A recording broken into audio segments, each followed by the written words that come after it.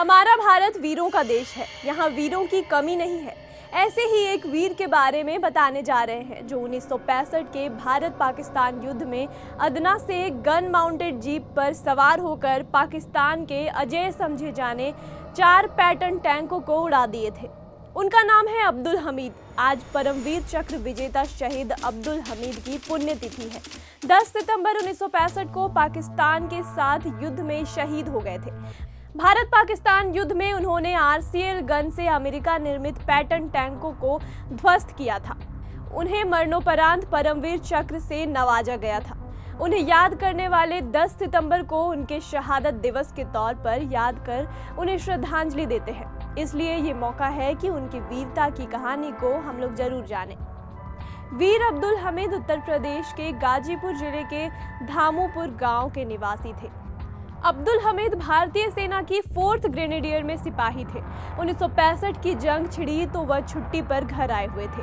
उन्हें जंग की सूचना मिली तो तुरंत बैग पैक कर अपनी यूनिट के लिए रवाना हो गए। उस समय घर से निकलते ही अपशगुन होने शुरू हो गए थे। पहले उनके बेंडिंग का बेल्ट टूट गया, इसे वह दोबारा बांधकर आगे बढ़े तो साइकिल का टायर फट गया। उस समय घर वालों ने अपशगुन की बात की तो उन्होंने कहा कि जवान अपशगुन से नहीं घबराते। इसके बाद वे ट्रेन पकड़ने के लिए रवाना हो गए। तो वहीं दूसरी तरफ पाकिस्तानी फौजें ऑपरेशन जिब्राल्टर के तहत भारतीय सीमा में घुसपैठ करने की कोशिश कर रही थी। विरोध में युद्ध छिड़ गया था। इस युद्ध में भारतीय सेना ने पाकिस्तान में खूब तबाही मचाई।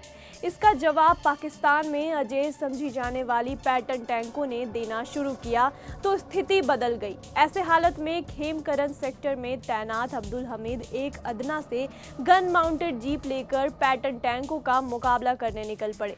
देखते ही देखते उन्होंने एक के बाद एक 3 टैंकों को विध्वंस कर दिया। इससे पाकिस्तानी सेना में भगदड़ मच गई। इसके बाद अब्दुल हमीद ने चौथे टैंक को भी निशाने पर लेकर उड़ाने के लिए ट्रिगर दबा दिया।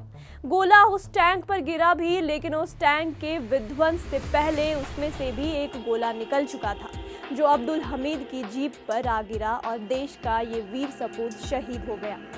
चलिए अब आपको बताते हैं अब्दुल हमीद के बचपन की कहानी।